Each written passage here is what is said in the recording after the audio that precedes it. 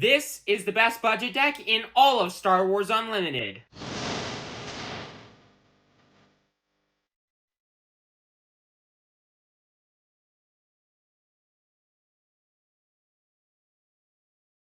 Hello and welcome to the table, and today I'm doing another Decktech video for Jump to Lightspeed, this time for Gar Saxon Upgrades.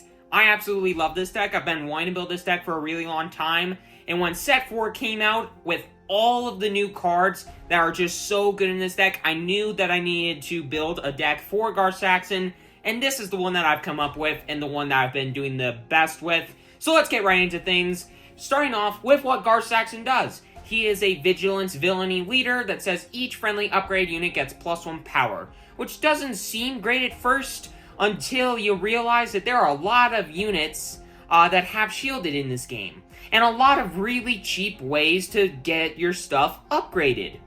So, yeah, pretty much this says all your stuff has +1 power, and then once you have 6 or more resources, you can flip Gar Saxon into a 4/7 that reads each friendly unit, upgrade unit you control gets +1 power, and when an upgraded unit dies, a friendly upgrade unit dies, you get to return a non-token upgrade attached to it to your hand. So you got something like a Snapshot Reflexes, a Hotshot DL44 Blaster, a, I don't know, Iden Versio.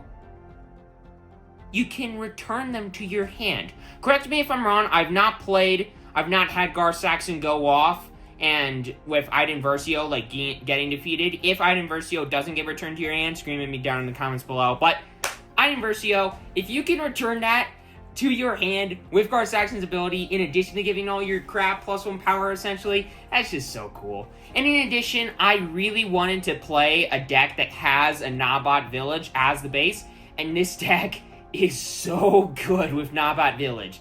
Some people I know don't really like this base for Gar Saxon, but I honestly really do, because there's just so much stuff that allows you to just fix and just do so much crazy stuff. Like, on turn 1, you can put out 6 power, depending on what cards you pull, and Nabat Village can allow you to do that more consistently. Play a Krennic into a Greedo on the first turn of the game, and then the next turn, who knows? Surprise Strike, Snapshot Reflexes, all of a sudden you're coming in for 11 damage on the second turn, thanks to Nabat Village, making that way more consistent. Because Nabat Village, 27 health base, it says draw 3 more cards in your starting hand. You can't take a mulligan, but that's fine, because you get 9 cards. You don't need to take a mulligan because of how much card selection you're getting. However, when the first action phase starts, you put 3 cards from your hand on the bottom of your deck in any order. So essentially what you're wanting to do is you're wanting to draw 9 cards, resource something that's got Smuggle, like Hotshot DL44 Blaster and Pyke, and then put 3 useless cards that just aren't going to do enough for you on the bottom of your deck, and then just curve into stupid stuff. From a Director Krennic, into a 7th Fleet Defender, into something like a Pyke, Iden Versio, a Shuttle, ST-148, a TIE Advance, something like that, into a Supercommando Squad, and just do stupidity from there. This deck has such a strong curve and can do so much damage so quickly, and interact in ways that decks like Kylo Ren that are more aggressive than Gar Saxon, but just can't interact in the ways that Gar Saxon can, because cunning is a stupid aspect, allowing you to have access to cards like Asteroid Sanctuary, No Good to Me Dead, Waylay, Commandeer, all absurd broken cards. Asteroid Sanctuary, exhaust an enemy unit, then you give a shield token to one of your things that costs 3 or less. Boom, that makes the thing upgraded that maybe wasn't before, like a Greedo, Cartel Spacer, something like that, all of a sudden upgraded. Then, No Good to Me Dead, a good 2 of in this deck. Exhaust unit cannot ready during the next regroup phase. That's absurd. It gets rid of something for 2 turns. Waylay, 3 resources, bounce something back to the owner's hand. That's nuts. Commandeer, essentially an overpowered Waylay. You get to take control of a non-vehicle unit that costs 6 or less without a pilot on it. You get to attack with it because it gets readied, and then it bounces back to that player's hand at the end of the phase. So basically you get to steal something, attack with that thing, then it goes back to their hand at the end of turn. So it's a Waylay but better. Sure, it only works for vehicles without a pilot on it, but it's still really freaking good because there are a lot of vehicles being played right now.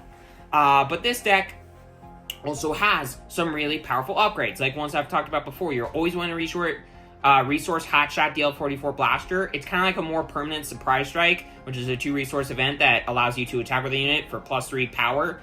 Hotshot DL44 Blaster is only 2 damage for 3 resources, 1 more than Surprise Strike, sure, but Hotshot DL44 Blaster is an upgrade, so that +2 power buff is permanent, which is really cool. And Snapshot Reflexes, similarly, for 1 resource, gives a 1/1 buff and allows you to attack with the unit the second that you attach Snapshot Reflexes to it, like the Hotshot DL44 Blaster, but it only gives a +1 power buff instead of a +2 power buff, but it costs 1 less resource, and it can be played on any unit, not just non-vehicles, which is pretty cool as well, because you got some pretty good vehicles in this deck, like Inferno 4, which combos really well with Director Krennic. I'll get to that in a second. Fleet Defender, really busted vehicle in this deck. Shuttle, ST-148, already talked about that card a little bit, but there are a lot of vehicles that this card just makes way better.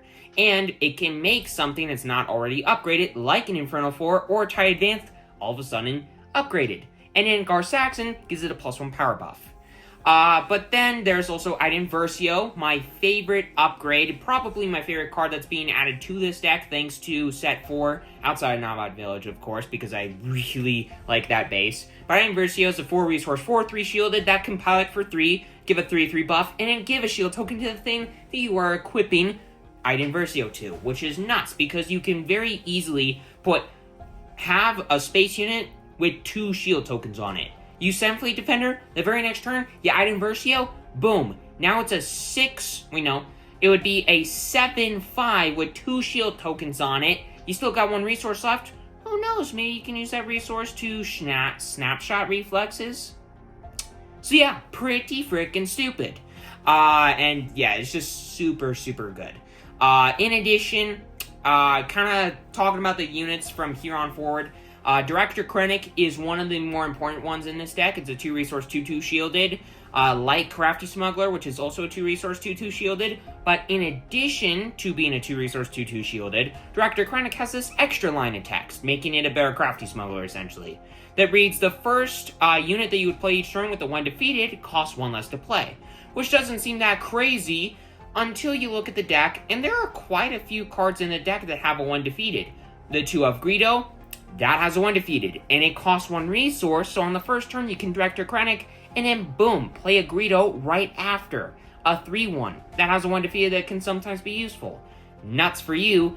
Or you can, I don't know, on that turn where you're upgrading a 7 Fleet Defender with an Iden Versio, you got 1 resource lying around and you already got a Krennic out on board, boom, you can play an Inferno 4 for 1 resource instead of 2, which is a 2/3. That 1 played, 1 defeated allows you to essentially scry 2 resources, or scry 2 if you ever played Magic before, MTG before.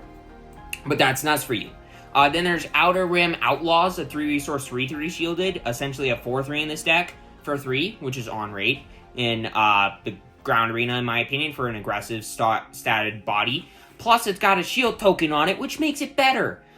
7 Fleet Defender, I've already talked about a couple of times, 3-resource, 3/2 shielded. This card, still in my opinion, is the best cunning space unit in the game, at least early on. Then there is Pyke, absolutely insane in this deck. It's a 4-resource, 4/6 that on attack, oh by the way, 4-resource, 4/6 body is so good in this deck. It is such a giant body. It's not even funny. But it's a 4/6 that on attack allows you to give a shield token to an enemy unit, and if you do, give a shield token to one of your units. And it can give it to itself, essentially giving it a +1 power buff whenever it attacks the first time that it would attack, in addition to a shield token, which is nuts, especially if you're giving a shield token to a measly token that the opponent controls, which is great for you. Something that I haven't talked about yet, that it's not very good in this deck, but just another way to interact if you need it, another Asteroid Sanctuary, no good to me dead type of effect.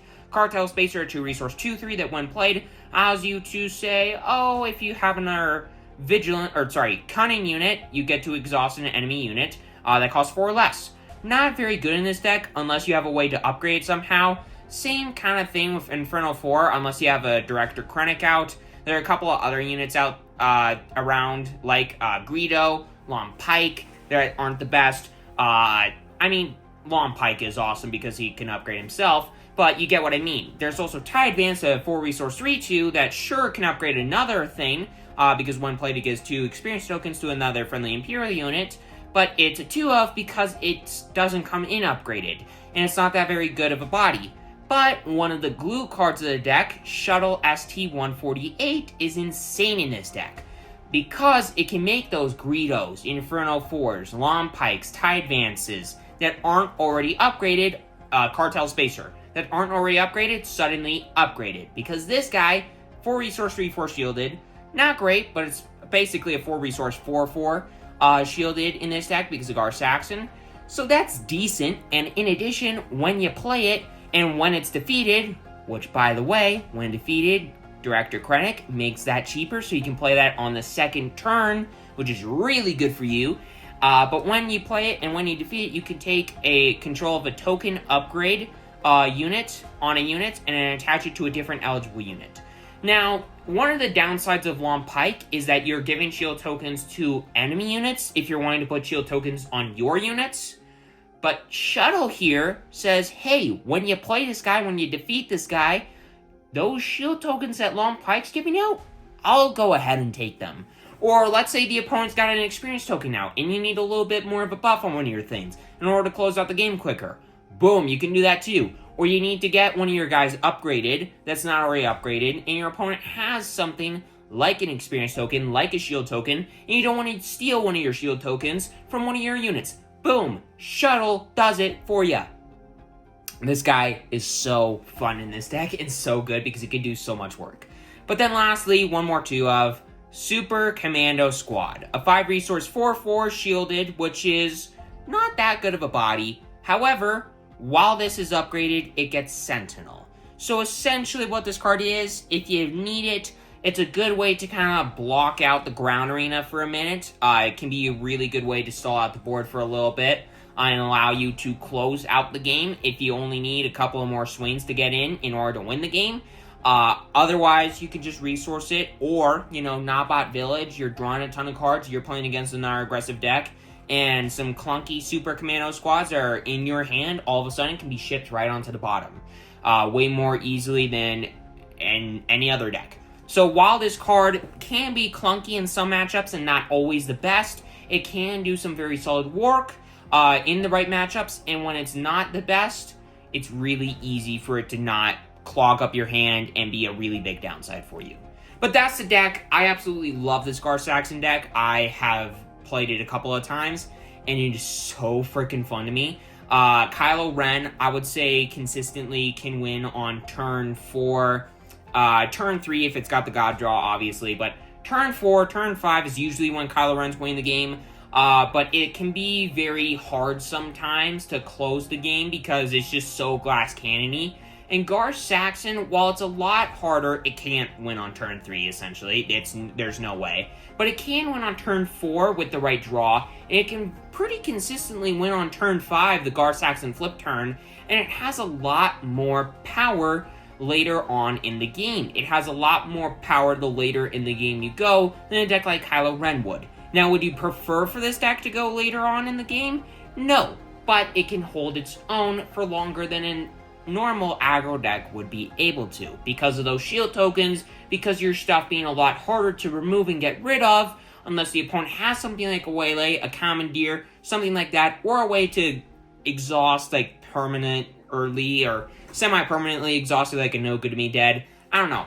This deck is really, really good to me, in my opinion, for it being a very budget-friendly deck. No legendaries, very few expensive rares. I think, like, the most expensive rare in the deck is Iden Versio at, like, $5-ish bucks. Long Pyke at, like, $4, I think. Commandeer at, like, 7, and Hotshot DL44 Blaster at, like, 4, I think.